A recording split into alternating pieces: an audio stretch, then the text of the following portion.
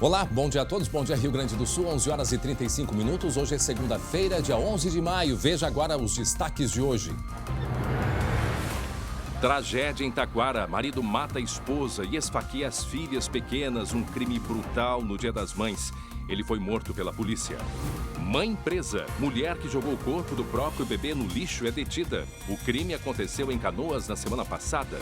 Ladrão de condomínios é preso. Homem roubava apartamentos e levou até peças de arte avaliadas em R$10 mil.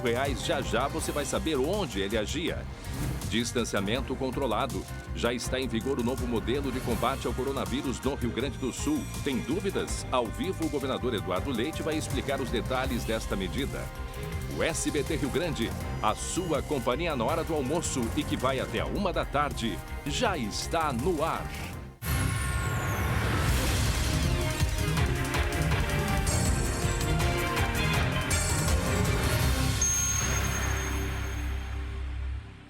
Onze horas e 36 minutos. Daqui a pouco nós vamos conversar com o governador Eduardo Leite ao vivo sobre o novo sistema de distanciamento social aqui no Rio Grande do Sul. O governador vai estar respondendo ao vivo perguntas e a gente quer convidá-lo a que seja bem objetivo na sua pergunta. Vai lá no Facebook, facebook.com/SBTRS Oficial e deixe o seu questionamento, com relação a restaurantes, ao comércio, aos shoppings, ao que vai e o que não vai abrir, às escolas, enfim. Vai lá e deixe a sua pergunta e em seguida a gente vai, portanto, conversar com o governador do Rio Grande do Sul, Eduardo Leite. Esse novo sistema entrou em vigor hoje, ainda há muitas dúvidas, é um sistema inédito, inclusive no mundo, nada parecido foi feito, é um sistema através de cores de bandeiras que vão, o estado dividido em 20 regiões e essas cores, elas vão classificando o que pode e o que não pode abrir. Então, portanto, em seguidinha a gente vai conversar ao vivo com o governador Eduardo Leite, a gente vai para um rápido intervalo e depois nós vamos direto até a 1 da tarde com muitas informações. Estael Cias já está dizendo aqui que a gente vai ter um alívio porque a chuva já está chegando ao Rio Grande do Sul e pode ainda chegar hoje à noite.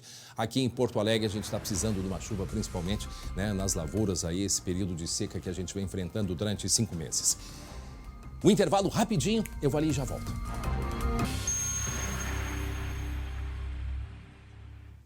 Muito bem, 11 horas e 42 minutos, já estamos de volta e eu tenho um recado para você. Ser previdente é planejar o futuro, é pensar no bem-estar e proteção da família, evitando surpresas de última hora.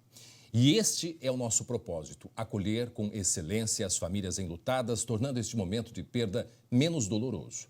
Pensando nisso, foram desenvolvidos os planos funerários Ser Previdente. Você e sua família seguros com a experiência de mais de 55 anos do Grupo Cortel, que conta com ampla rede de atendimento próprio. Soluções completas e muitas vantagens a partir de R$ 69,90 por mês. Associe-se e utilize já todos os benefícios em vida, como sorteios mensais de R$ 15 mil pela Loteria Federal, assistência de desconto em farmácias, Panvel, São João e outras também, além de seguro de acidentes pessoais, entre outros serviços. A Sofia, assistente virtual do Ser Previdente, está te esperando para esclarecer as dúvidas lá no chat do site www.serprevidente.com.br. Ligue 51 4003 31 35. Associe-se já. Ser Previdente, um plano para toda a vida. Muito bem, já está em vigor aqui no estado o modelo de distanciamento social controlado. Modelo novo. A medida divide o estado em regiões e bandeiras que indicam maior ou menor risco de contágio por Covid-19. A região de Lajeado, que inclui 37 municípios, é a única que está com bandeira vermelha. Um alerta de alto risco de contaminação. Uma idosa perdeu, inclusive, olhem só, o marido e o filho para a doença lá na cidade. Dona Leni recebeu alta do Hospital Bruno Borne, em Lajeado, em pleno Dia das Mães. Eu tinha bastante dor nos olhos, dor na cabeça e uma tosse seca, assim, e uma dor no corpo. Apesar da vitória, há poucos motivos para comemorar. Internada desde 29 de abril com Covid-19, a comerciante de 60 anos perdeu o marido e o filho para a doença. Gilmar Engel, de 56 anos, e Rodolfo Engel Neto, de 32, morreram na madrugada do dia 5 de maio. A família é proprietária de 2 bares de Lajeado. O filho morava na cidade vizinha, Cruzeiro do Sul. Graças a Deus que ela, pelo menos ela saiu com vida, né? E eu peço se cuide, porque é séria a coisa, não é brincadeira. A região de Lajeado, que inclui 37 municípios, é a única com bandeira vermelha no estado, com alto risco de contaminação. O modelo de distanciamento controlado leva em conta dados da propagação do vírus e do sistema de saúde. A prefeitura espera reverter a situação até o próximo sábado. A gente percebe uma estabilização nesse momento, uma procura menor pelos serviços de hospital e também a possibilidade de estarem sendo habilitados leitos de UTI aqui na região. Com o novo decreto, Lajeado volta a endurecer as regras. O comércio, que tinha expectativa de reabrir as portas nesta semana, seguirá fechado. As atividades de autônomos e profissionais liberais, como os salões de beleza e academias, não poderão mais funcionar por enquanto. Na bandeira vermelha, aumentam as restrições. Restaurantes só podem atender em delivery ou pegue leve. Buffet é proibido. Hotéis devem oferecer 40% dos quartos. Entre os serviços, academias, clubes esportivos, cabeleireiros, agências de turismo e templos religiosos continuam fechados. O restante deve seguir orientação de limite de funcionários. No comércio, o varejo de produtos não essenciais e os shopping centers continuam proibidos. O atacado só pode funcionar em esquema de pegue leve. Na indústria, a restrição de número de trabalhadores, que varia entre 25% e 75%. Uma grande preocupação da cidade é com os frigoríficos, que registraram surto da doença. Segundo o Ministério Público, em abril, 26% dos atendimentos no hospital eram de funcionários das empresas. A Justiça determinou na última sexta-feira a interdição do frigorífico BRF por 15 dias para a descontaminação da indústria. Já o Minuano terá que operar com a metade dos funcionários. A saúde do trabalhador, no nosso entendimento, ela está melhor preservada na indústria do que propriamente em casa. Na indústria, eles estão sendo monitorados todos os dias. No sábado, o governador Eduardo Leite reforçou a necessidade de encontrar uma solução para o setor, que é considerado essencial. E nós estamos buscando caminhos para garantir que essas unidades frigoríficas voltem a operar. É importante ser dito com todo o cuidado com os trabalhadores. Muito bem, e você sabe o que prevê o distanciamento controlado? Você sabe qual é a bandeira da sua região? Quais clubes de futebol vão poder abrir? Então, entre lá na nossa página no Facebook e responda, facebook.com/SBTRS oficial. Ali a gente tem a oportunidade de você colocar sua pergunta de maneira objetiva, curta ou objetiva, para a gente em seguida perguntar para o governador do estado, inclusive como ter essa informação, como ter acesso a essas informações, se você é dono de um comércio, enfim, tem curiosidade, a gente vai em seguidinha conversar com o governador Eduardo Leite. Daqui a pouquinho vai estar aqui com a gente. Muito bem, e você vai ver ainda hoje a investigação sobre um crime brutal em Taquara. Marido que matou a mulher a facadas e ainda feriu as duas filhas pequenas em pleno Dia das Mães. O colega Lucas Abate está lá, vai explicar o que aconteceu. Uma menina de 8 e outra de 14 anos que foram gravemente feridas. A gente não tem ainda informações sobre o estado de saúde delas. Ele entrou em confronto com a polícia e terminou morto. Uma tragédia que aconteceu na cidade de Taquara, que fica no Vale do Paranhana, em pleno Dia das Mães. Como dissemos, daqui a pouquinho vai estar o nosso colega Lucas Abate nos atualizando, passando todas as informações, uma característica aí de mais um feminicídio aqui no Rio Grande do Sul. Muito bem, 11 horas e 48 minutos e você vai ver daqui a pouco também as boas notícias em meio à pandemia. Um menino de 11 anos aqui, do Rio Grande do Sul, ele criou um jogo para conscientizar sobre o coronavírus. Vejam só, as oportunidades que surgem em meio à crise. Está aí o garoto falando, acho que ele até é de Canoas, aqui na região metropolitana, menino que fez esse joguinho e é um jogo, educativo e que atrai, não só crianças, mas adultos também. Ele que elaborou, criou esse jogo, um jogo de conscientização contra a Covid-19, o coronavírus. Muito bem, olha só, o final de semana, de Dia das Mães aí, foi de retomada também do turismo em algumas regiões, principalmente lá na região das Hortênsias, na Serra. Mas o movimento ainda foi tímido, foi pequeno e muitos hotéis preferiram não reabrir. Depois de mais de um mês de ruas vazias, o cenário começou a mudar no principal destino turístico do Rio Grande do Sul. Em pontos tradicionais, como a Cascata do Caracol em Canela, o movimento estava bem abaixo do normal. E as fotos ganharam um componente extra, a máscara. Tem que usar, né? Pra se prevenir, não adianta. A redução de voos domésticos mudou o perfil do visitante. A grande maioria é aqui do estado. A possibilidade de reabrir os empreendimentos e receber turistas trouxe alívio para os empresários. Isso porque o turismo foi o primeiro a sentir os efeitos na economia do novo coronavírus. No período de portas fechadas, o comércio da região das Hortênsias registrou uma queda de 46% nas vendas. E o setor de serviços seguiu o mesmo caminho. Somente em abril, cerca de 800 pessoas perderam o emprego e 1.200 contratos foram suspensos, segundo o sindicato que representa os trabalhadores dos hotéis, pousadas e restaurantes de Gramado. Nem empreendimentos tradicionais conseguiram superar a crise. Pode acontecer de algumas empresas ficarem pelo caminho, pode, mas a gente está trabalhando pesado para que isso não aconteça. Essa retomada é uma tentativa, né, de fazer com que os negócios tenham algum retorno e possa ainda garantir empregos e dar uma sequência melhor para um futuro próximo aí. Para reabrir com metade da capacidade, os funcionários desse hotel passaram por 10 dias de treinamentos sobre as medidas de proteção. Além de maior segurança, os turistas também são recebidos com bons descontos na tarifa.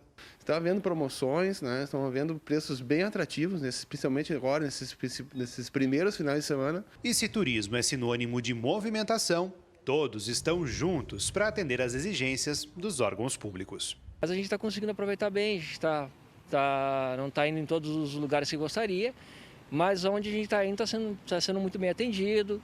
Os estabelecimentos estão cuidando bem das pessoas. As belas paisagens que só a Serra tem estão aqui, à espera dos turistas. Só que agora, com um pouco mais de cuidado para aproveitar tudo que a região oferece.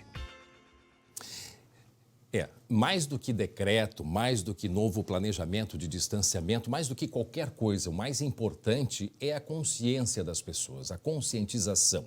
Não colocar máscara porque o decreto determina que se use máscara nos locais públicos, na rua, enfim. Colocar por uma questão de consciência. Mais uma vez a gente fala, muitas pessoas têm o vírus e nem sabem que têm, elas estão se sentindo plena, com saúde, e ela está transmitindo o vírus para sua família, para as pessoas na rua. Então, a questão da máscara é um dos itens que as pessoas precisam se conscientizar da necessidade e importância, não pelo decreto, mas pela coletividade, o senso de coletividade cada vez mais necessário, principalmente em tempos da Covid-19 e do coronavírus. Vamos dar uma olhadinha nos números aqui do coronavírus no Rio Grande do Sul. Vamos fazer a atualização. Já são 2.576 casos confirmados, 100 pessoas já perderam a vida no Rio Grande do Sul e já atingiu 193 municípios. A gente vê que Porto Alegre são 508 casos confirmados, Passo Fundo em segundo com 261 e Lajeado está em terceiro com 185 casos.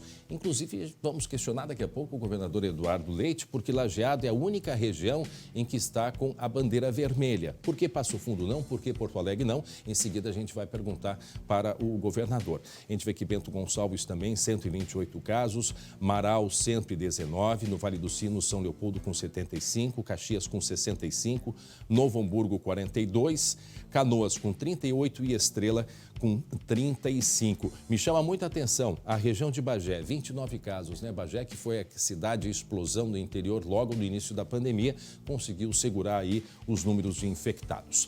Muito bem, daqui a pouco a gente, portanto, vai conversar com o governador. Temos muitos questionamentos. Você pode também fazer uma pergunta direta e objetiva para o governador na nossa página do Facebook. Mas eu já tenho aqui uma série de perguntas de participação das pessoas também. E em seguida a gente vai tirar o pessoal perguntando sobre os CFCs, quando é que eles vão abrir, com relação aos shopping centers também, quando poderão abrir, os jogos da dupla Grenal, treinamentos da dupla Grenal, lojas, critérios para lojas, restaurantes. Daqui a pouco, então, a gente conversa com o governador do estado. Agora, 11h54, eu tenho o chamado do Lucas Abate. Ele está em Taquara, no Vale do Paranhana. Por quê? Porque ontem, Dia das Mães, foi marcado por um crime terrível na cidade de Taquara. Um homem de 51 anos matou a facadas a companheira e feriu as duas filhas, uma de 8 e a outra de 14 anos.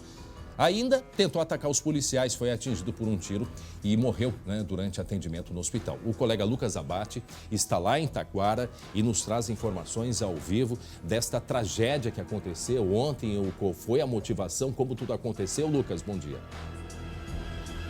Bom dia, André. Bom dia a todos. Uma tragédia familiar que aconteceu no interior de Taquara. Estive lá hoje cedo pela manhã, um local bastante distante, pelo menos 40 quilômetros distante do centro de Taquara. Um local muito calmo, sem praticamente nada de vizinhança e que ontem registrou esse crime brutal. Um homem, mais um caso de feminicídio, que atacou, matou a companheira e não só matou ela, André, como também atacou as duas filhas do casal de 8 e 14 anos. A mulher, que foi identificada como a Jane Cleusa Oliveira Reis, de 48 anos, e o homem, o Jusceli Antônio Araújo, de 51 anos, ele que ficou dentro da casa e quando a Brigada Militar chegou no local, teria tentado reagir e acabou sendo morto. Aqui ao meu lado está a delegada Rosane de Oliveira, que está à frente desse inquérito. Delegada, primeiramente, bom dia, obrigado por nos atender. É um inquérito que já está bastante avançado, não tem muito o que se investigar a partir desse fato. Bom dia, Lucas. Bom dia, telespectadores do SBT. Infelizmente, mais um caso de feminicídio no estado e aqui em Taquara, onde um homem que estava transtornado acabou matando a sua própria esposa com facadas na cabeça e no corpo e ferindo as próprias filhas. Delegada, era um homem bastante violento, inclusive já tentou matar o próprio filho no ano de 2013. Por que esse homem permanecia na rua e mais vivendo na mesma casa que a vítima? Exatamente, em 2013 ele teve uma tentativa de homicídio contra o próprio filho e ele foi preso em flagrante, foi feito flagrante nele, onde ele permaneceu preso por algum período, um determinado período de tempo, e depois ele foi solto. Mas nós não tínhamos conhecimento deste grau de violência desta pessoa, porque pelo que eu tive conhecimento no local, no sábado, a Brigada Militar foi chamada, mas a mulher não registrou ocorrência, não deu andamento, não houve lesão, era só uma perturbação, uma ameaça. E a ocorrência não foi trazida até a delegacia para dar esse desfecho trágico que foi no domingo, quando a mulher foi morta pelo seu marido, companheiro. Pois é, André, a gente conversa com a delegada Rosane de Oliveira, que está à frente desse inquérito. Infelizmente, André, mais um cenário típico do feminicídio. Uma mulher que acaba não registrando ocorrência por vários motivos e acaba, depois de várias agressões, sendo morta por um homem violento, como foi o caso do Jusceli, que foi morto pela Brigada Militar. A delegada Rosane está na escuta. André, se quiser fazer uma pergunta, pode conversar diretamente com ela. Oi, delegada. Delegada, bom dia. Bom dia, André. Bom dia. Delegada, desde que a senhora chegou, me chamou a atenção o número de casos, A senhora recém chegou aí na região, já tinha aquele caso envolvendo uma senhora que o marido tentou matar e ela se fingiu de morta, literalmente, para conseguir sobreviver e sobreviveu. Depois teve um outro caso aí na região próxima. O que acontece aí na região, delegado? O marido forçou uma tentativa de roubo para tentar matar a mulher. Felizmente, a mulher teve uma presença de espírito muito grande e conseguiu sobreviver a esse assalto aí, forjado desse tentativa de homicídio. Mas sim, a gente causa bastante preocupação as ocorrências de violência doméstica que nós temos aqui na cidade. Em primeiro lugar, aqui no município, o município é bastante extenso, tem bastante localidade no interior, então, nessa época, por exemplo, desse vírus, nós temos, então, as pessoas isoladas em casa, os homens bebendo, só agravam a situação em que vivem essas famílias, E a gente já tem esse caso de domingo, de ontem, foi um caso em que o homem era uma pessoa bastante violenta, já tinha um comportamento violento e passava dias transtornado. Nós não sabemos se o homem estava ingerindo algum tipo de bebida alcoólica ou utilizando-se de entorpecentes, Então, nós vamos ficar sabendo no auto de necropsia. Mas, efetivamente, isso causa muita preocupação da parte da polícia e até aqui porque, no município. E até a delegada não tem registro e, infelizmente, a maior parte dos casos as mulheres não buscam, né? A polícia não fazem a comunicação, na maioria das vezes, né, por pressão dos próprios homens violentos. Nesse caso da nossa vítima em especial, ela era uma mulher muito sofrida, inclusive tinha histórico de doença, e acho que as doenças vieram em decorrência dessa agressão, desse comportamento agressivo, porque não é só a violência física, mas a violência psicológica pode causar danos, até adoecer as mulheres. E essa mulher já estava subjugada a este homem. Eu acho que foi uma questão de medo, de temor desse próprio homem, da reação desse homem, que ela não procurou a polícia e nem os seus filhos, seus familiares. E olha, André, é bastante importante porque hoje pela manhã eu estive no local onde aconteceu o crime, só tem pouca vizinhança na região, e o que os vizinhos me disseram bastante? Que o casal sempre brigou entre eles, mas nunca incomodou a vizinhança, e por isso ninguém nunca fez um tipo de queixa. E é muito importante, a gente sempre destaca aqui, o trabalho, essa observação dos vizinhos, que os vizinhos, sim, se presenciarem uma situação de violência doméstica, devem acionar a Brigada Militar e a Polícia Civil. Esse, André, é um caso que poderia ter sido evitado. A gente vê a delegada fala, né, que a mulher, a vítima, acabava não registrando por vários motivos, mas os vizinhos observavam, e se tivessem, né, delegada, feito uma ocorrência, seria um caso que poderia ter sido evitado. Na verdade, Lucas, a ação da Polícia Civil ou das polícias, neste caso, certamente teria coibido esse tipo de comportamento e evitado esse óbito.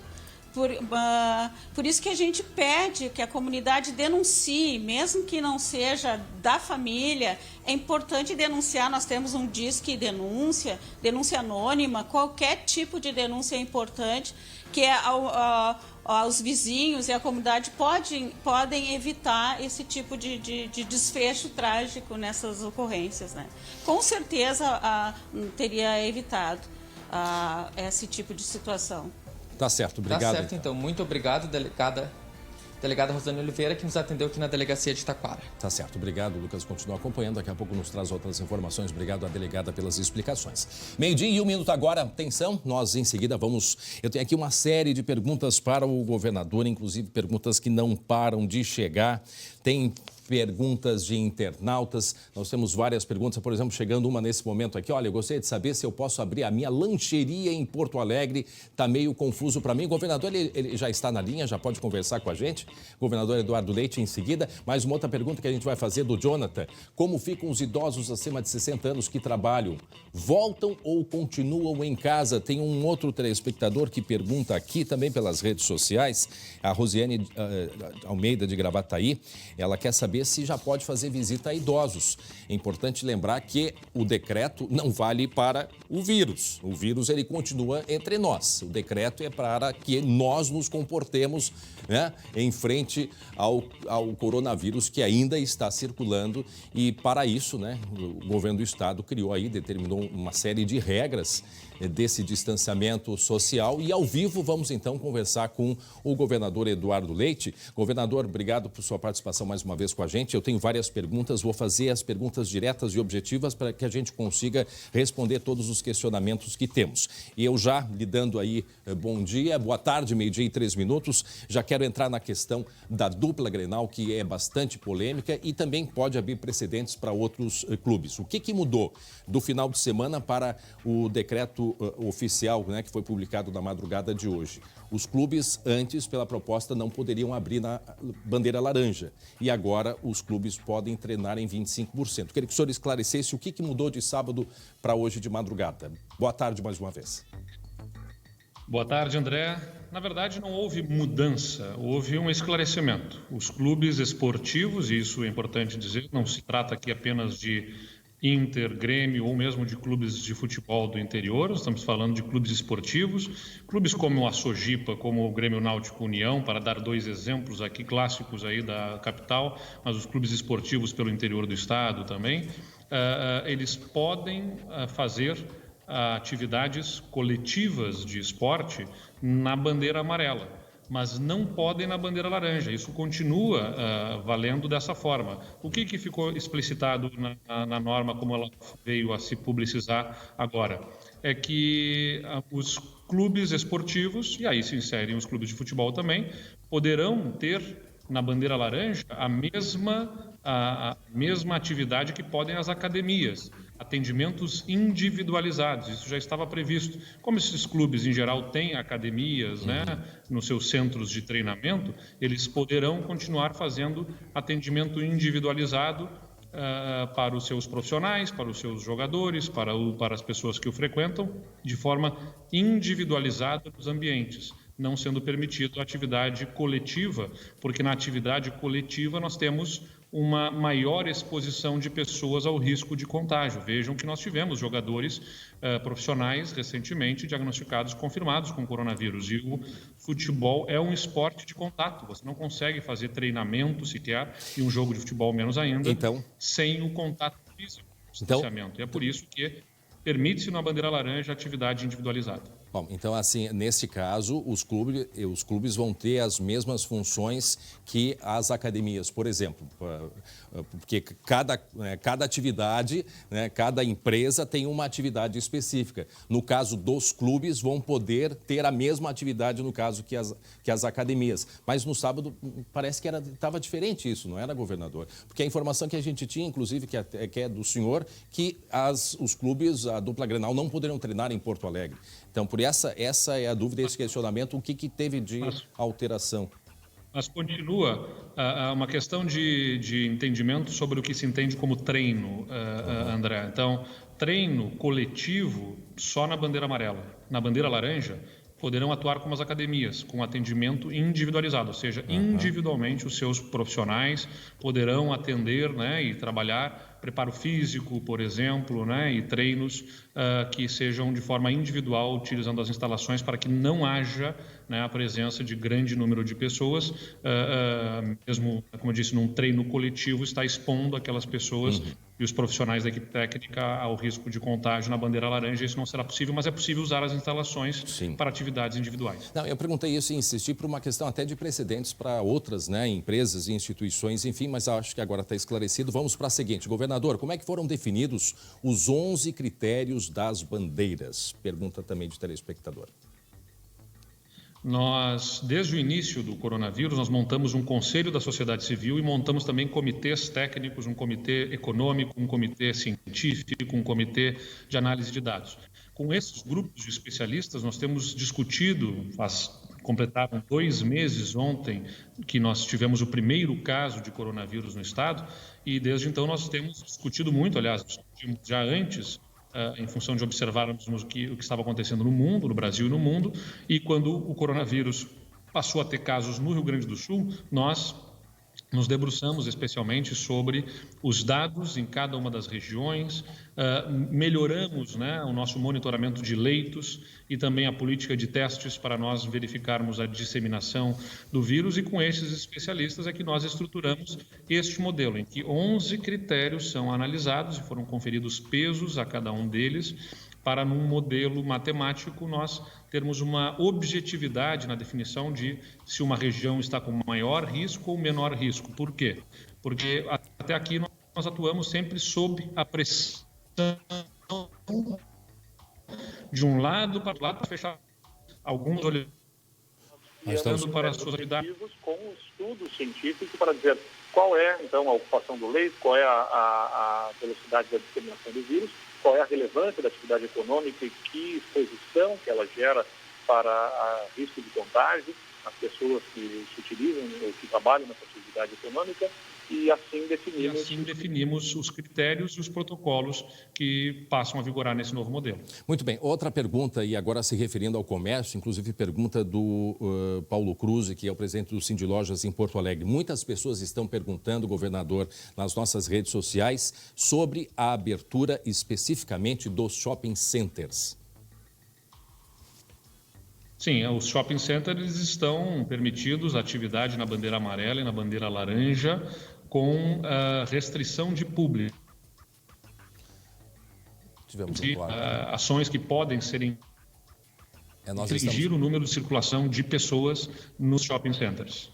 Governador, a gente teve um pouquinho de corte aí, mas eu acho que ficou claro, né? Então, os shoppings, eles estão claros, acho que já está claro que eles vão poder abrir dentro, inclusive aqui em Porto Alegre, respeitando, né, os limites, que tudo isso tem acesso. Sabe, governador, eu vejo aqui muitas perguntas, as pessoas em dúvidas. Eu acho que seria importante, eu não sei se tem alguma ouvidoria, alguém que possa responder essas questões, por exemplo, porque tem o dono de uma lancheria, por exemplo, a gente até mostrou aí há pouco. Ele tem uma lancheria em Porto Alegre, o Mauro Brustolin, tem uma lancheria e ele não sabe se pode abrir. Então, acho que de repente seria até importante o senhor dizer como que ele pode acessar, e qualquer um pode acessar essas informações. Em último caso, aonde que a pessoa deve esclarecer com mais detalhes. No site onde estão as regras, distanciamentocontrolado.rs.gov.br, lá onde estão esses protocolos, onde está o mapa que indica a cor da região, está também um Fale Conosco, né, onde as pessoas podem enviar as suas perguntas para serem respondidas. Então, a gente recomenda que por ali façam as suas perguntas. Agora, é importante lembrar, de fato, que há, além das normas estaduais, as normas municipais. Então, o município pode ser, eventualmente, mais restritivo do que o governo do estado. Então, nós estabelecemos essas normas como uma referência sobre a qual os municípios não podem exigir menos, mas, eventualmente, os prefeitos exigem mais restrições, como tem sido, em alguns casos, o município de Porto Alegre, dentro da legitimidade de atuação que tem a prefeitura municipal. Então, é importante fazer a observação também dessas normas municipais. Tá, mas aí, no caso de Porto Alegre, os shoppings não podem abrir. Tá? Então, agora, com o decreto estadual, significa que o mínimo de 25% na atual situação vai poder abrir, é isso? Não, nós estabelecemos que naquelas condições podem abrir. Agora, se o município disser que não pode, não pode, porque está sendo mais restritivo do que o governo do estado. Essa é uma decisão do município. Entendi. Muitos municípios acatarão o decreto estadual na integralidade como está, e assim utilizarão. Nós entendemos que é um modelo bem construído, consistente e que estabelece as normas em condições suficientes para que nós possamos melhor conviver com a proteção à vida e com o equilíbrio com a atividade econômica. Agora, se um município, se um prefeito identificar a necessidade de ser ainda mais restritivo, ele tem esta autoridade em nível local para ser mais restritivo do que o governo do estado. Bom, a gente já solicitou, inclusive, para a prefeitura um posicionamento para saber... Atividade de shopping. A gente, inclusive, já solicitou à prefeitura um posicionamento a respeito disso. Governador, sobre as regiões, a gente viu aí que Passo Fundo se destacou pelo número de casos, mas hoje a única região vermelha é a região de Lajeado. E aí entra aquele questionamento, mas será que a cor laranja da região de Passo Fundo, né, isso não acaba provocando um certo relaxamento na população, já que são tantos casos? Ou seja, a cor da bandeira ela está mais relacionada à capacidade da saúde pública de atendimento e não tanto com relação à circulação do vírus. Acho que isso é importante deixar claro. Na verdade, nós observamos as duas coisas, André. Tanto a circulação do vírus, porque nós estamos acompanhamos também nos indicadores a capacidade de internação hospitalar. Então, são as duas coisas. De fato, a bandeira laranja, ela indica que há um menor nível de risco do que na semana anterior, por exemplo, nos dias anteriores. Agora, é importante dizer, é como numa administração de um remédio, né, de uso comum. Esse remédio, verificando os efeitos colaterais que ele tem. Se os efeitos colaterais forem pesados e você não tem mais a necessidade... Nós estamos com um corte. Governador, a gente está com um corte. Eu não sei se a gente tenta refazer o... Não, eu vou refazer a pergunta, pode ser? Eu vou refazer a pergunta. O senhor me escuta bem? Por favor. Desculpa, é que nós tivemos aqui um corte. Desde o sábado o senhor vem enfrentando isso, né? Principalmente aí no Palácio Piratini, desde a sua apresentação. Há um volume muito grande na linha de comunicação do Palácio Piratini, principalmente por causa desse novo modelo, aliás, um modelo exemplar que está servindo para outros estados, né?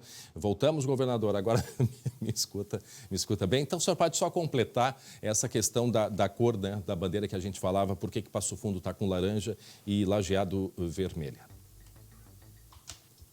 Passo Fundo verificou o menor número de internações, né, e de óbitos em relação à semana anterior e, por isso, migrou para a bandeira laranja. Eu estava comentando que como na administração de um remédio de uso controlado, você utiliza o remédio de uso controlado administrando a dosagem em função também dos efeitos colaterais. É um remédio amargo o do distanciamento, que causa efeitos colaterais mudados na economia. Então, se você verifica que a situação da doença possibilita que você diminua a dosagem, é pertinente diminuir a dosagem para que você possa reduzir os efeitos colaterais. Essa é a intenção do sistema com as bandeiras. Tá. Verificando que Passo Fundo, né, teve um menor número de casos, menor número de óbitos, ela pôde vir para uma bandeira laranja, mas se não cuidar bem, pode rapidamente voltar a uma bandeira vermelha ou até uma bandeira preta. É por isso que tem que ter esse cuidado. O sistema, nós entendemos, ele emite o alerta para a população. A Rosiane Almeida de Gravataí, ela pergunta qual é a cor de Gravataí. E aí é importante entrar no site, né, governador, ali, como dissemos, coloca o nome da cidade e automaticamente já vem a cor que está. Mas ela pergunta assim, ó, sobre visitas, né? Uma outra pergunta sobre idosos que trabalham, né? O Jonathan Gabriel quer saber dos idosos que trabalham, a Rosiane Almeida de Gravataí sobre as visitas, ou seja, não significa que as coisas estão liberadas. Não estão liberadas, não é uma flexibilização aleatória, não é um vale-tudo, não é liberação. Nós estamos com um modelo novo que possibilita atividades de acordo com o nível de risco que cada região tem. Então, cada uma das pessoas que está nos acompanhando agora, inclusive lá a Rosane de Gravataí, pode entrar no site distanciamentocontrolado.rs.gov.br, né? Distanciamentocontrolado.rs.gov.br. E neste site vai observar a bandeira que está à sua região e na atividade qual é a restrição que tem. Em muitas atividades, dependendo da bandeira em que se encontra, há sim uma recomendação de proteção à população de risco, entre elas os idosos, para que sejam ou afastados do trabalho ou, no mínimo, colocados em funções que reduzam o seu contato com um grande número de pessoas. Bom, governador, eu quero agradecer. Nós teríamos aí uma série de perguntas para fazer e questionamentos, mas muitas das coisas que o senhor disse, eu acho que as pessoas já vão poder, então, acessando ali o site, já vão conseguir responder e tirar as suas dúvidas. Tem perguntas sobre formação de condutores, os centros de formação de condutores, mas tudo está respondido lá no site. Eu quero agradecer ao senhor mais uma vez e a gente também vai respondendo na medida do possível esses questionamentos e dizer que ainda com algumas mudanças que devem acontecer daqui para frente, é um modelo que é exemplar e nós, como gaúcho, falo em meu nome, a gente acompanha com muito positivismo, porque é um caminho importante a ser trilhado, mas principalmente a compreensão do cidadão. Esse plano só vai dar certo se o cidadão estiver consciente, né, governador? Sem dúvida, a gente precisa do engajamento da população e contamos com isso para dar certo e vivermos dias melhores. Obrigado. Obrigado, governador. Um abraço ao senhor. Obrigado aí pela atenção. 12:17. Vamos para a redação Gabilerina. A Polícia Civil prendeu um assaltante que atacava condomínios aqui em Porto Alegre. E ele tinha, eu não sei se era bom gosto, né? Não sei. Mas ele né, Gabilerina, tudo bom, Gabi? Tudo bem, André. Ele tinha um gosto, um criminoso seria refinado, Gabilerina? Boa tarde. É o que tudo indica, né, André? Boa tarde para você e a todos que estão nos acompanhando. Estamos vendo imagens desse, então, homem que foi preso na última sexta-feira pela polícia. E ele é responsável por pelo menos 8 furtos em 5 condomínios e 3 estabelecimentos comerciais. Olhem só, detalhe, nesse caso agora, por isso que o André está dizendo que ele tinha um gosto diferente, um gosto talvez mais culto. Por quê? Porque ele também furtou, além de objetos como bicicletas, aparelhos eletrônicos, outras joias, enfim, outros pertences. ele conseguiu furtar 2 esculturas, no valor de R$10 mil cada uma delas, que é esse caso que a gente está acompanhando agora nessas imagens. Esse furto aconteceu dentro de uma galeria, que é uma galeria muito tradicional aqui de Porto Alegre, fica no bairro Petrópolis, existe desde 1996, tem ali exposição de mais de 100 artistas, são gravuras, são fotos e também esculturas. Pois é, então esse suspeito que aparece nas imagens, ele conseguiu furtar 2 esculturas, como eu disse, no valor de R$10 mil cada uma delas. A polícia já conseguiu apreender a maioria dos objetos que ele, larapiou, mas as esculturas ainda estão desaparecidas. Não, ele pode até ser entendido, só que quando ele pega uma obra ali, tu viu o que ele faz? Ele tira do pedestal do apoio, né? Assim, vai destruindo a obra, uma coisa absurda. Não sei se as obras chegaram a ficar estragadas ou não, Gabi, mas o que a gente vê é ele tirando ali uma parte, a parte de baixo, tá aí a carinha dele. A parte de baixo do homem ligado às artes, a fazer arte, né? Exatamente. Não obra de arte, a fazer arte. Uma arte que não é nada boa, né, André? Não, e aparece ali, destruindo ali, ele quebra a obra ali, ele tira por trás do cantinho, vamos tentar só botar a imagem ali de novo. Ele tira por trás ali, não é nessa imagem. Essa é de um condomínio. Essa é do condomínio. Bom, vou trazendo mais informações. Para poder entrar nos condomínios, ele utilizava um alicate, um alicatão, que eu acho, tá? Não sei como é que fala o nome específico disso, mas um alicate bem grande. E assim ele entrava, na maior cara de pau. Aí a gente volta para as imagens lá dentro dessa galeria de arte, que é bem tradicional aqui de Porto Alegre. E como a gente vê, ele não tem muito jeito mesmo, muito tato para lidar com essas artes, né, André? Que era isso que estava chamando a atenção. A polícia está tentando encontrar essas esculturas, ainda nada foi encontrado, inclusive já foram feitas 3 buscas e apreensões em estabelecimentos comerciais, mas as esculturas estão desaparecidas. Nós conseguimos contato com a proprietária desta galeria, ela preferiu, não quer gravar, não quer falar sobre esse assunto, então a gente não tem mais detalhes, André, tipo de que esculturas que eram, quem eram os artistas. Isso seria importante para a gente até mostrar essas obras, dizer que obras são, porque daqui a pouco alguém comprou e nem sabe.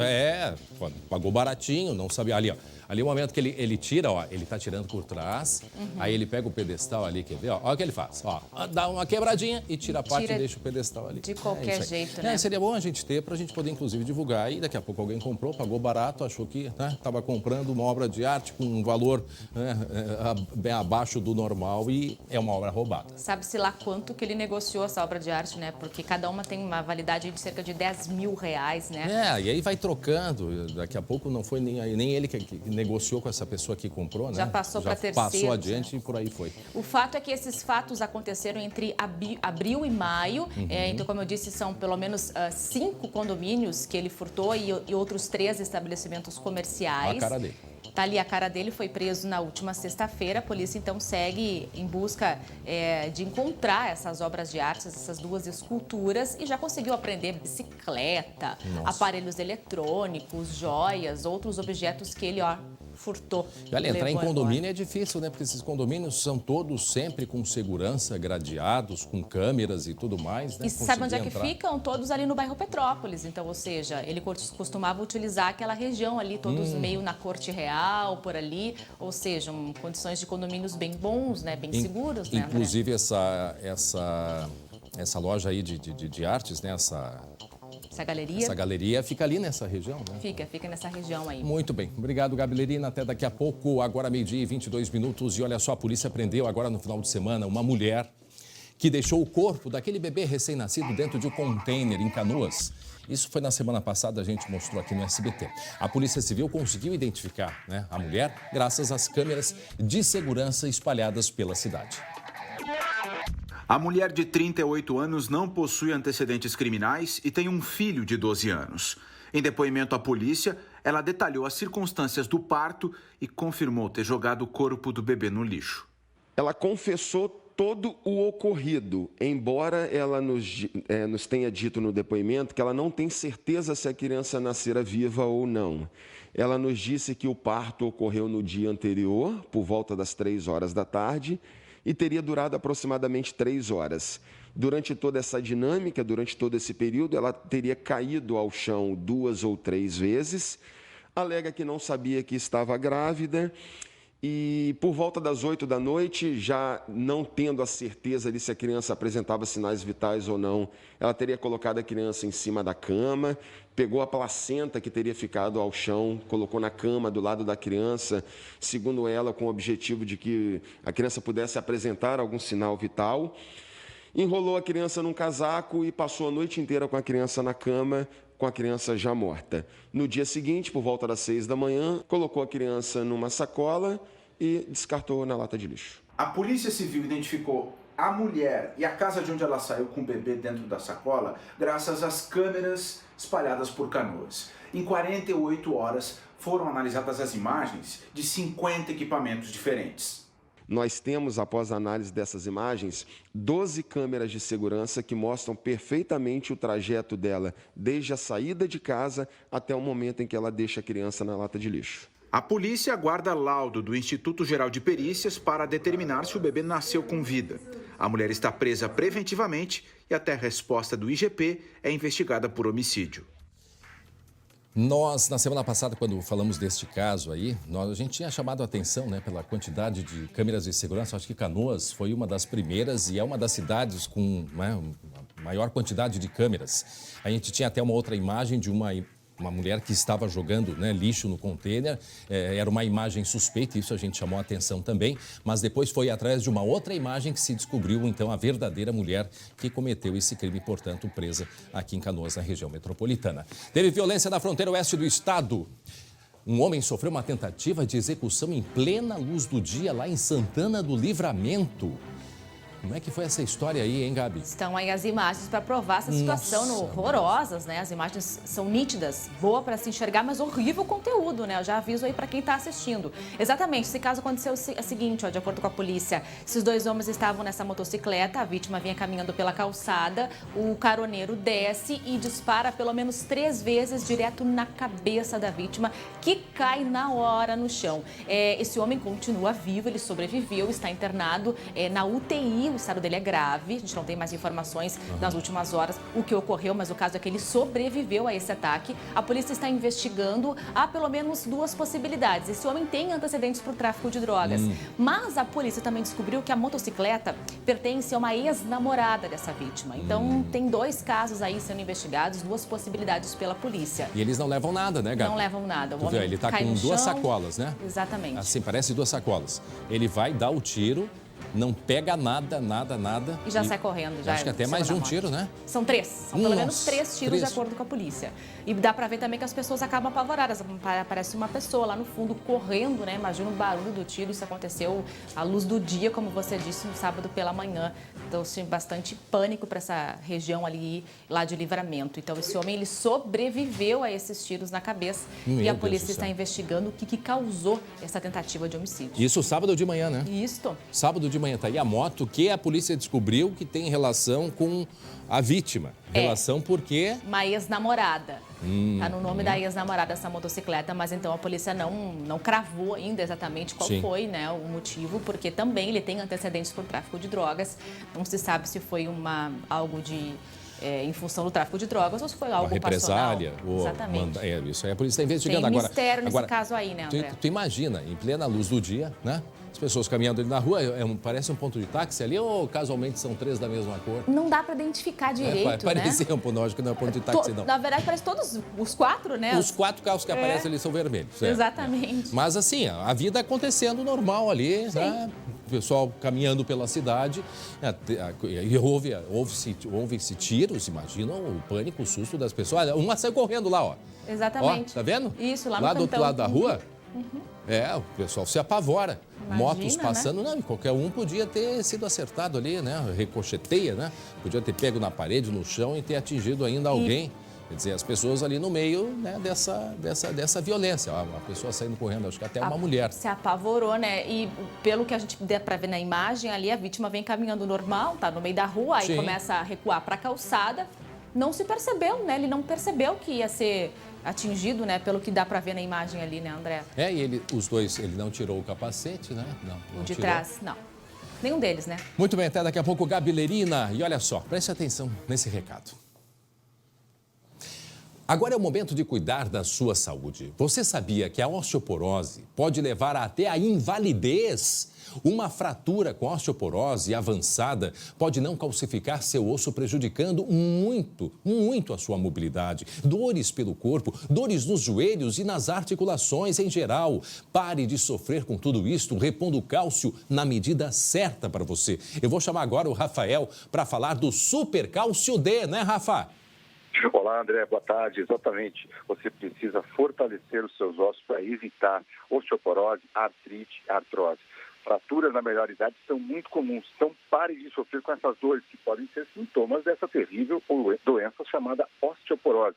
Ligue agora a 0800 644 6868 e peça Super Cálcio D. 20 dias de uso, as dores começam a desaparecer e você vai ter muito mais qualidade de vida. Qual é a promoção de hoje, André? Eu vou contar, mas tem que ligar 0800 644 6868 e aproveite a super promoção do Super Cálcio D.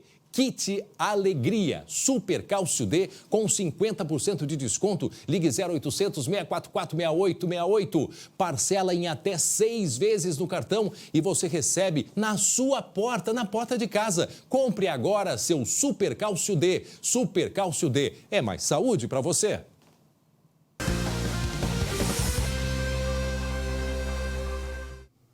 Muito bem, já estou aqui de volta com Jeremias Werneck, porque houve aí um susto nos treinos da dupla Grenal, não é mesmo, Jeremias?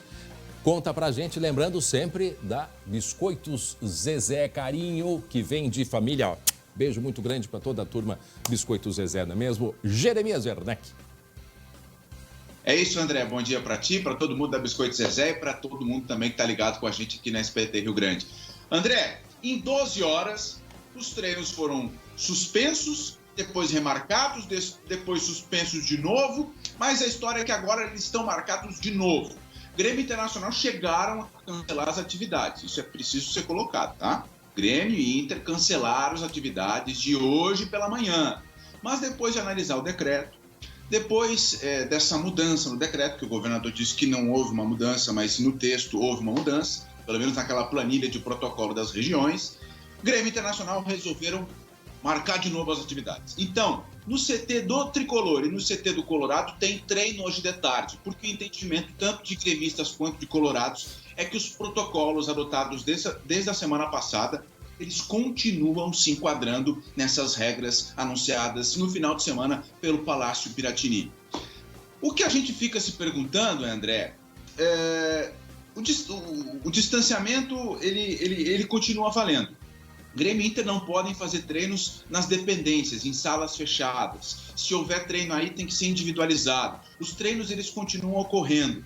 E esse próprio decreto libera todos os outros municípios que disputam a primeira divisão do Campeonato Gaúcho para fazer atividades. Mas será que Caxias do Sul vai liberar? Será que o decreto municipal de Caxias do Sul vai liberar Caxias e Juventude para treinar?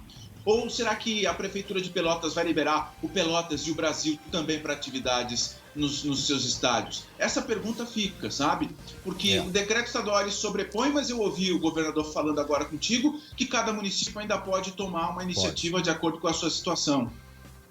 Essa é a dúvida. E até porque todos esses tais protocolos, isso tem um custo muito grande. Quer dizer, para Inter e Grêmio, para manterem os treinamentos, tem que ter um investimento pesado em roupa, em equipamento, em uma série de coisas que nem todo clube, ou praticamente nenhum clube tem condição para isso, Jeremias. Não vamos longe. Vamos até a Zona Norte, ao Passo da Areia, o São José. O Zequinha não está treinando. Ele é de Porto Alegre. O decreto do prefeito Marquesan da outra semana ainda liberaria o São José para treinar. Ele não está treinando. Mas, enfim, André, o Grêmio e Inter, eu falei com os dirigentes, e o Grêmio e Inter eles estão muito alinhados, porque as duas notas, as que suspenderam os treinos e as que reabilitaram os treinos, reativaram os treinos, elas são idênticas. Eu falei com o Grêmio e Inter pela manhã e eles têm esse entendimento. Não muda nada para a gente, porque o nosso protocolo já estava dentro do que o governo falou. Tá bem. Obrigado, Jeremias Werneck, com as informações do esporte para Biscoitos Zezé Carinho, que vem de família. Um abraço grande, Jeremias Werneck. 12h32 e você vai ver ainda hoje. Aí, investigação sobre um crime brutal em Taquara. Marido matou a mulher a facadas e ainda feriu as duas filhas pequenas. Novas informações em instantes. Atenção para picaretagem no auxílio emergencial. Um bandido sacou R$600 de uma vítima de furto. Você vai entender o que aconteceu já já. E as boas notícias em meio à pandemia. Menino de 11 anos de Canoas cria um jogo para conscientizar sobre o coronavírus. O SBT Rio Grande vai até a 13h. Muito bem, agora há pouquinho eu conversei com o governador Eduardo Leite a respeito do novo plano aí de distanciamento social aqui no Rio Grande do Sul. Tem muitas perguntas que a gente não conseguiu responder, o governador tinha outros compromissos, mas uma das perguntas, e essa eu posso responder porque eu ouvi hoje de manhã a respeito ele falando, é sobre o reinício das aulas na rede pública e na rede particular. Na rede pública não há possibilidade, segundo o governador, de abertura do retorno às aulas ainda no mês de maio, até porque exige uma série de preparações para isso. Então, isso está jogado lá para junho. Há uma reunião durante essa semana entre o governo do estado e as escolas particulares. Estão discutindo, então há possibilidade ainda essa semana ou na outra sair uma decisão para que nas escolas, na rede privada, possam retorno gradual das aulas já a partir, portanto, da semana que vem. Isso deve ser definido nos próximos dias, segundo o governador. Gente, agora vamos falar sobre o pagamento da segunda parcela do auxílio emergencial de R$600. É para começar essa semana. 50 milhões de pessoas já tiveram acesso ao benefício, mas muita gente ainda tem dificuldades para acessar o aplicativo da Caixa. Depois de 2 semanas de espera, Angélica finalmente veio sacar na lotérica os R$600. A agente de viagens ficou sem renda com a paralisação do turismo em meio à pandemia. Na terceira vez do cadastro que eu consegui, efetuar o cadastro, e depois em 3 dias foi aprovado.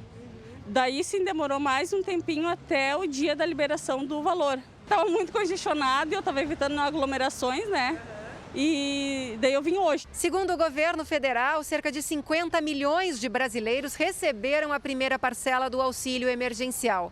Pessoas inscritas no Bolsa Família ou no Cadastro Único, trabalhadores informais, autônomos e microempreendedores individuais têm direito ao benefício. Mas o saque exige paciência. As últimas semanas foram marcadas por problemas no aplicativo Caixa Tem e filas nas agências. É importante atualizar o aplicativo para garantir que esteja agora com as implementações efetuadas pela TI da Caixa. E, em última instância, se não conseguiu, tiver alguma dificuldade ou precisar de um auxílio, estaremos completamente à disposição nas agências da Caixa de todo o Brasil. Em Santana do Livramento, muita gente enfrentou a madrugada gelada em frente à Caixa para conseguir retirar o dinheiro na manhã de sexta. Voluntários distribuíram café quentinho e comida para amenizar a espera. Está muito bem-vindo, porque até a térmica está abastecida para a madrugada. O cafezinho, o pãozinho também, é bem fresquinho o pãozinho. O pagamento da segunda parcela estava marcado para o fim de abril. Mas o atraso da primeira fez o governo alterar o calendário. Quem ainda tiver dificuldades pode ficar tranquilo. As inscrições podem ser feitas até o início de julho.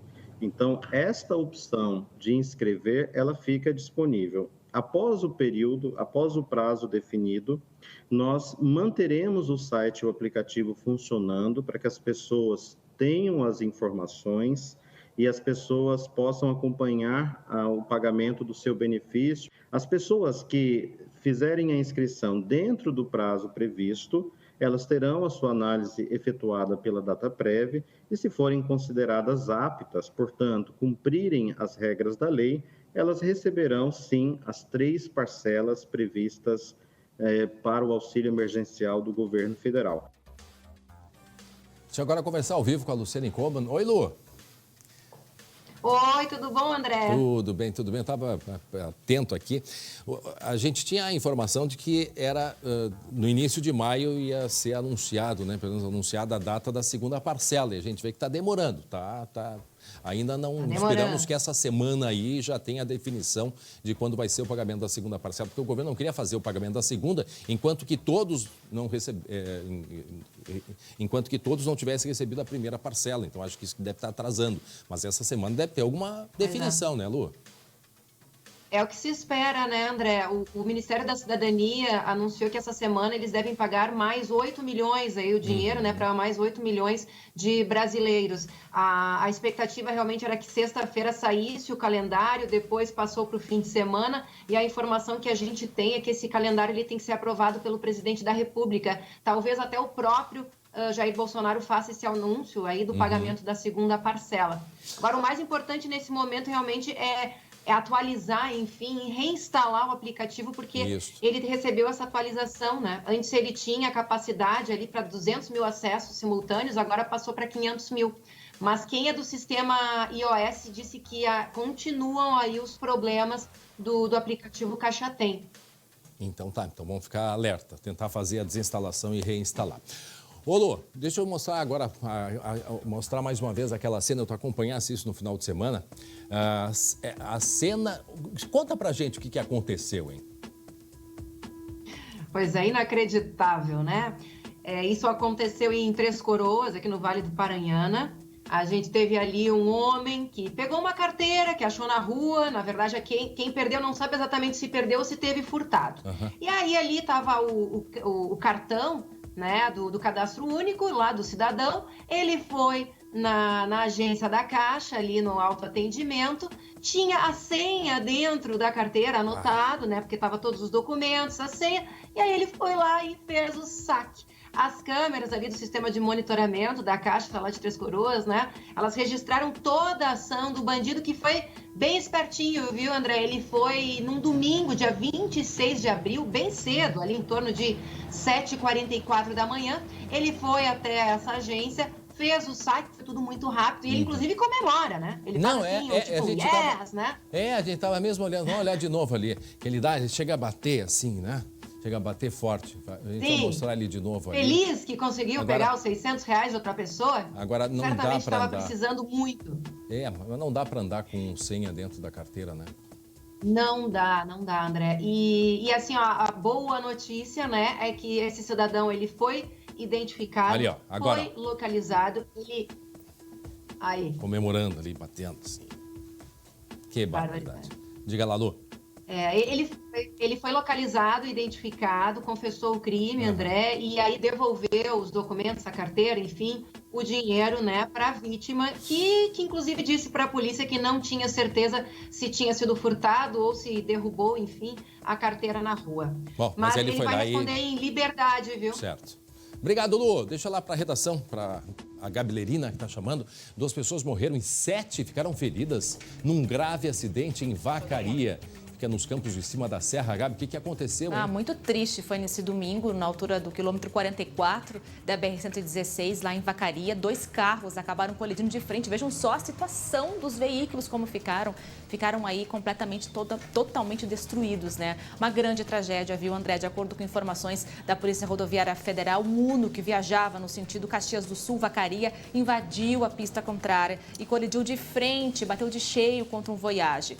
O motorista e a passageira do Uno morreram ainda no local. 3 pessoas que estavam no mesmo carro ficaram feridas, uma delas em estado grave. No Voyage foram 4 feridos. O motorista também com lesões sérias. Os feridos foram todos encaminhados ao hospital Nossa Senhora de Oliveira, em Vacaria. Foi por volta das 6h30 da tarde esse acidente que ocorreu no domingo, Dia das Mães. Que coisa mais triste. Agora a imagem mostra ali, claro que a gente não pode fazer associar uma coisa a outra, mas tem uma imagem ali, vamos voltar um pouquinho, que tem, pelo menos no detalhe, tem uma lata de cerveja, né?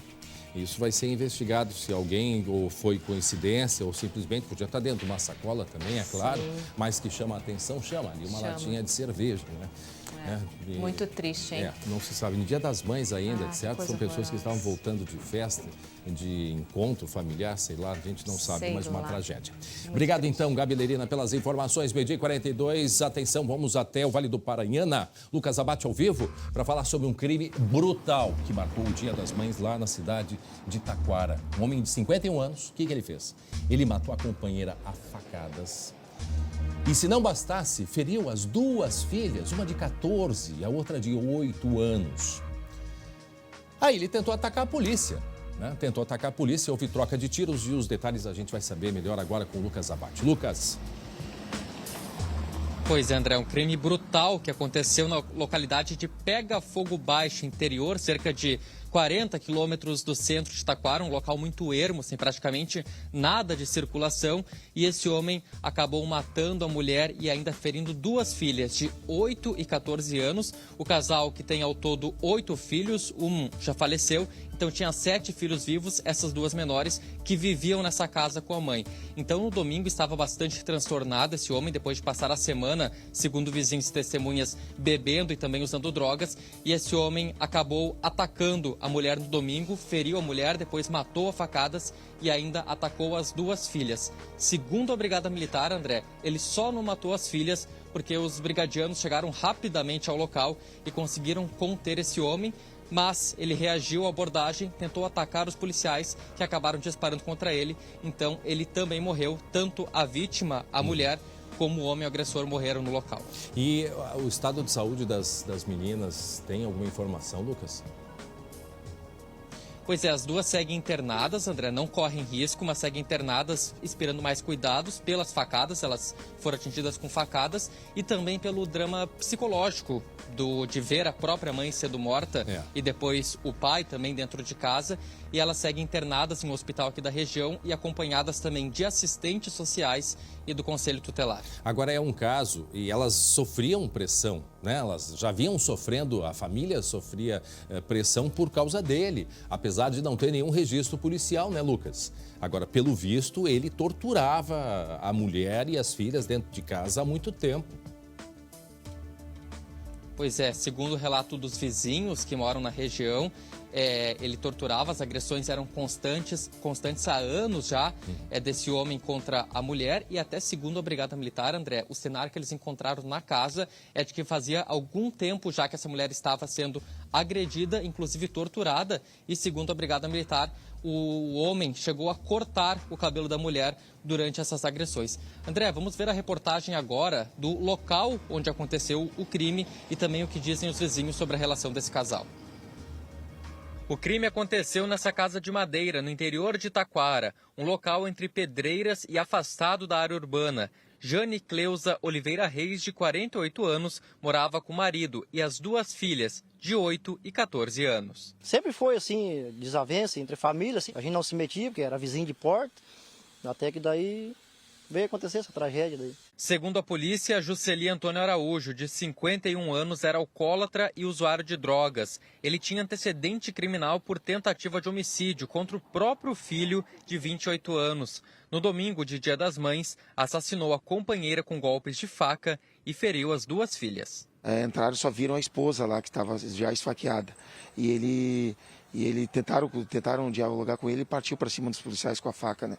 E tiveram que reagir, agiram dentro da proporcionalidade e razoabilidade. Os vizinhos mais próximos relatam que o casal morava há anos no mesmo local e que as brigas eram constantes. E contam também que no sábado, um dia antes do crime, o homem estava bastante alterado e chegou a ameaçar vizinhos, que chamaram a Brigada Militar. Os policiais vieram até o local, mas o homem assinou um termo circunstanciado e foi liberado. Já começou já quarta-feira, já com as loucuras, daí quarta, quinta, sexta, e foi se estendendo. Acho que ele foi bebendo e se drogando, talvez, cada vez mais, né? Jusceli e Jane tinham 8 filhos. As duas meninas que sobreviveram estão internadas e acompanhadas da assistência social. Lucas, a delegada Rosane Oliveira falou a respeito disso, né? Os vizinhos, eles tinham conhecimento. Agora, é uma situação muito difícil, né? Tanto é que a polícia foi lá e ele assinou um termo circunstanciado. Pois é, André, muita gente ainda tem medo de fazer essa denúncia. Imagina só, nesse local onde aconteceu, a gente vê um local de chão batido, sem nada de vizinhança, só um vizinho próximo. Então tem esse receio dos próprios vizinhos, que certamente o agressor saberia quem fez essa denúncia, porque só tinha um vizinho próximo. Então, certamente por isso, esses vizinhos acabaram não fazendo a denúncia. Mas a polícia sempre pede, reforça, sempre que possível, deve sim meter a colher, né? Como tem aquele ditado, em briga de marido e mulher não deve se meter a colher. Nesse caso de violência doméstica, violência contra a mulher, a orientação sempre é: se a violência está acontecendo e está ouvindo os gritos, liga para o 190 e chama a Brigada Militar. Se já aconteceu, André, se já passou e sabe que essa mulher está sempre na nessa situação, aí sim aciona a Polícia Civil para aquele telefone 181, que é o Disque Denúncia de Violência contra a Mulher. Tem a vítima, atendimento à mulher 180, 181 é o Disque Denúncia, o atendimento à mulher 180. Só fazendo essa correção, Lucas, a gente se perde, é tanto númerozinho. Então, vítima, atendimento à mulher 180, a Delegacia da Mulher tem ali o site que a gente está mostrando na tela e o telefone, né, o WhatsApp, código 51 984440606. Vou repetir, 984440606. E também, claro, tem o 190 para denúncia, né? Fazer denúncias, para chamar, na verdade, Brigada Militar, o 190. Certo, Lucas? Obrigado, Lucas Abate, falando ao vivo de Taquara, no Vale do Paranhana. Agora a hora certinha, 12h e 48 minutos.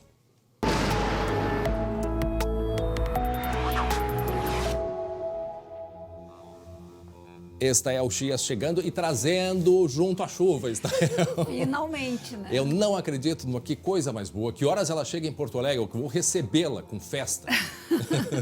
Fica difícil dar um horário precisamente. Mas eu quero horário com minuto. Entre final da noite e madrugada de terça-feira, a chuva estará chegando por aqui. Aliás, já chove. Chove lá na fronteira oeste, em Santana do Livramento, aquela região de Rosário, na campanha ali para os arredores de Bagé. Tanto é que a temperatura lá em Santana do Livramento agora está em torno de 20 graus, enquanto que São Leopoldo tem 31 graus e meio. Vale dos Sinos com calor, com temperatura alta.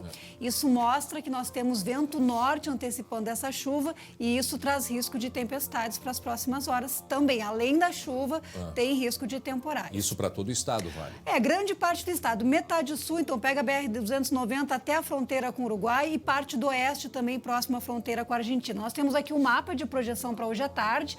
24 graus em Uruguaiana, que já aconteceu na madrugada. Com a chegada da chuva, a temperatura começa a ter declínio. Santa Maria, a chuva deve avançar agora, no meio da tarde. Eu acredito que as primeiras pancadas alcançam Santa Maria. Santa Rosa também hoje à tarde, com máxima de 25 graus. Caxias do Sul, 27 graus. A serra está mais quente hoje que a fronteira oeste, justamente porque lá ainda não chove hoje. Novo Hamburgo aqui, previsão de 30 graus. E Pelotas também chegando aí a 22 graus, até porque a nebulosidade já predomina desde cedo. Estel, para a gente ter uma noção de quanto tempo vai ter chuva, né? Será que a gente já pode ter uma ideia assim, qual vai ser o primeiro município a se sentir aliviado com a estiagem? Será que a gente consegue já fazer essa projeção? Ou seja, o volume de água ele vai ser suficiente? Na semana passada nós tivemos aqui, vamos deixar o mapa aqui para eu mostrar. Essa região noroeste, justamente a região de Santa Rosa, já teve 150 milímetros, que é a média de um mês inteiro. Nesse novo episódio de chuva entre hoje e amanhã, volta a chover mais forte justamente nessa região. Vou mostrar o mapa em seguida. Então, provavelmente, os municípios da região das Missões e também pegando parte do Médio Alto Uruguai deverão ser os mais contemplados aí e com uma recuperação mais rápida do efeito da estiagem. E aqui a projeção de chuva. Chove amanhã, terça-feira, praticamente o dia todo e ainda na quarta. E com isso, nós devemos ter aqui nessas áreas em verde volumes entre 25 e 50 milímetros, mas justamente nessa região entre as Missões, Médio Alto Uruguai, pegando de 50 a 100 milímetros de precipitação. Então, volta a chover em bons volumes por lá e isso contribui realmente para, aos poucos, reverter esse quadro de estiagem. E aí o frio vem junto logo depois. Logo depois, né? Nessa época do ano é assim, esquenta, hoje marcas acima de 30 graus, amanhã e na quarta chove e a quinta e sexta-feira com queda na temperatura e provavelmente teremos geada mais pro final da semana. E aí, Estael, a gente tem uma projeção de um novo período de chuva. Agora a gente só quer saber de chuva. Só quer saber de chuva. Depois do dia 21 de maio voltaremos a ter chuva e provavelmente chuva forte, chuva volumosa a partir do dia 21 até o final do mês de maio. É a nossa melhor perspectiva de volumes de chuva e mais espalhados pelo estado, aí não tanto no norte e noroeste. Para Porto Alegre, aqui nós temos os próximos dias, hoje calor, 30 graus, temperatura alta à tarde, à noite chegando essa instabilidade. Amanhã e na quarta-feira, o que não acontece há meses, aquele dia inteiro com chuva, com tempo fechado, temperatura variando pouco, vejam, mínima amanhã de 17, máxima de 21, começando a cair na quarta-feira mais a temperatura, mínima de 15, máxima de 19, e aí a quinta-feira com sol e nuvens, 11 graus de temperatura pela manhã e se mantendo os 19 da tarde. Claro que esse é um período muito difícil, né, Estael? A gente sabe o quanto que a umidade influencia nas problemas gripais e coronavírus, mas a questão da água está numa falta de meses aqui no Rio Grande do Sul. Municípios passando muito trabalho, muita dificuldade, racionando água. Então vem num bom momento. É fundamental, porque se a gente for ver o que choveu de novembro até abril, em 6 meses choveu em torno de 30%. Então, um volume muito baixo dentro do que seria o normal. A estiagem ela afeta não só o Rio Grande do Sul, mas pega Uruguai, Argentina, Santa Catarina, o Paraná. Então, influencia os principais rios que abastecem não só as lavouras, mas a cidade também. E os rios estão num nível médio de 15% da sua capacidade nesse momento. Então, é fundamental. Tá tudo muito seco. Né? Muito seco. Então, é necessário... Até as queimadas. Né? As queimadas foram recordes aí em fevereiro, março e abril. O índice de queimada ficou muito acima da média. Então, é fundamental. E a gente tem aqui, ó, veja, a gente consegue ver aqui muita nebulosidade já começando a chegar. Isso é ao vivo. Ao vivo, tem períodos, tem sol, a gente vê a sombra aqui, ó, o calor que antecipa a chuva, e por isso poderemos ter hoje aí na fronteira oeste, na campanha faixa central, ali Cachoeira do Sul, Santa Maria, o risco de tempestades em razão desse calor. A gente consegue observar também vento, né, Estael? O vento norte, justamente o vento norte que antecipa a chuva e traz esse aquecimento, essa temperatura mais alta. Então, as próximas horas aí essa instabilidade vai avançando, vai ganhando intensidade, e amanhã e na quarta-feira a melhor perspectiva aí de chuva volumosa, chuva mais parelha, mais generalizada, que é essa é a característica que nós precisamos para, aos poucos, mandar embora a estiagem. Então, te esperamos com frio, sem chuva na quinta-feira. Quinta-feira, até lá. Até lá, obrigado, Estael. Muito bem, agora meio-dia e 54 minutos, a Polícia Rodoviária Federal. Cadê a Gabi Lerina? Gabi Lerina aqui, por favor, porque a Polícia Rodoviária Federal apreendeu uma caminhonete carregada de cigarro contrabandeado. Isso foi lá na terra da Estael Cias, lá em Pelotas, Gabi. Pois é, a Kombi lotadinha ali, ó, 25 mil maços de cigarros estavam dentro dessa Kombi branca. Tudo começou porque os agentes desconfiaram do motorista que estava pra lá de nervoso, André. Aí começaram a investigar, começaram a abrir o carro e viram lá encontraram 25 mil maços de cigarros contrabandeados. Claro que o motorista... Não sabia que tinha cigarro dentro do carro. Olha, vou te dizer que eu acho que ele sabia, né? Porque, né, vamos combinar, olhou pra trás, viu aquele monte de cigarro. Mas, enfim, o motorista e também o acompanhante dele, os dois foram presos em flagrante por estarem contrabandeando aí, levando toda essa quantidade de cigarros. Não tinha procedência, não tinha nota fiscal, ou seja... acabaram se dando muito mal. O motorista de 37 anos e o outro de 42 foram presos. Não, e muitos desses cigarros, eles são falsificados. Assim, cigarro já não faz nada bem. Então, ainda quando se falsifica, piora ainda mais a situação. Imagina isso para a saúde. Nossa. Então tem esse problema. Às vezes eles compram, né, em outro Paraguai, a gente mostrou na semana passada, né, que era de uma empresa legalizada no Paraguai, mas o processo de, né, trazer para o Rio Grande do Sul, para o Brasil, é que era ilegal. Agora tem casos que o produto é falsificado mesmo, então, ou seja, da pior espécie possível. Sabe qual é a dica que fica, né, André? Não fume. Exatamente. Simplesmente, né? A melhor coisa que se faz na vida. E sem falar do prejuízo fiscal, obviamente, isto é um crime. Obrigado, Gabi Lerina. Agora, faltando 5:01 olha só. A prevenção contra o coronavírus se transformou num jogo de videogame que conscientiza e diverte. Tão importante, né, a conscientização das pessoas nesse momento. E a ideia é de um garoto, um estudante de apenas 11 anos, e esta ideia foi vencedora numa competição de robótica. Oi, meu nome é Victor Gabriel, eu tenho 11 anos e hoje eu vou falar um pouco do jogo que eu fiz para Game Jam da Super Geeks. Calma, Vitor, deixa que eu conto. O Covid-19 Game coloca todo mundo para correr do vírus. A ideia do jogo aconteceu durante a pandemia, em meio a muita informação sobre prevenção e distanciamento social.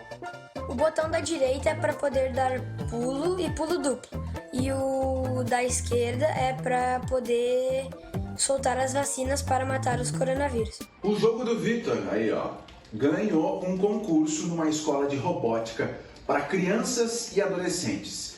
E a ideia dele de combater o vírus, mesmo que virtualmente, claro que veio durante a quarentena, quando ele estava em casa, vendo o mundo inteiro mudar. Eu achei muito criativo, né? Até a gente falava, de onde veio essa tua inspiração, né? Aí ele falava que era das coisas que ele via acontecendo em volta dele, né? Os avós não podem sair de casa, né? Os idosos na rua tinham que chamar para ficar dentro de casa. Mas o jogo por pouco não saiu. O plano do Vitor era fazer outra coisa. Ele queria fazer um curso de modelo, né? Daí eu disse, eu tinha que pagar R$3.000. Eu disse, eu não vou pagar R$3.000 para te fazer um curso de modelo. Então eu vou te colocar num curso de robótica. Daí a gente foi lá na Super Geeks, eu paguei para ele. Boa, seu Paulo César. E vocês repararam, né? No jogo já existe vacina contra o novo coronavírus. Que esse seja um game visionário também. Espero que vocês tenham gostado do meu jogo. O guri é rápido, hein? Que graça, né? É um gênio, um gêniozinho. Olha lá que amor, adorei. Não, e a gente vai jogando aqui. Eu já estava aqui com o joystick aqui virtual, o imaginário. Vamos jogar então, né? Que legal, parabéns o Gabriel, né? Gabriel, isso, o Vitor Gabriel. De Canoas. Bom, gente, para encerrar, olha só, uma serenata que homenageou as mães que vivem em lares de idosos, lá de Canoas também. Conta pra gente, Gabi. Isso, foi uma ação feita por voluntários e músicos lá da região metropolitana, que fez uma serenata para 5 lares de idosos em Canoas, na Grande Porto Alegre. Olha que bonito, né? Fizeram essa homenagem ao Dia das Mães, foi no sábado. Claro que respeitando todo aquele distanciamento, a gente dá para ver que eles estão bem afastados dos idosos. Os idosos estão sem receber visitas em função dessa pandemia que nós estamos vivendo, então trouxeram muita alegria, paz no coração e um pouquinho de carinho, né? Que coisa mais linda, né? Então é importante nessa hora, né? A gente sabe que é difícil, não é fácil não, mas vamos passar por isso. E vamos escutar um pouquinho dessa homenagem. Vamos. Entra na minha casa, entra na minha maluco, vou morrer na solidão.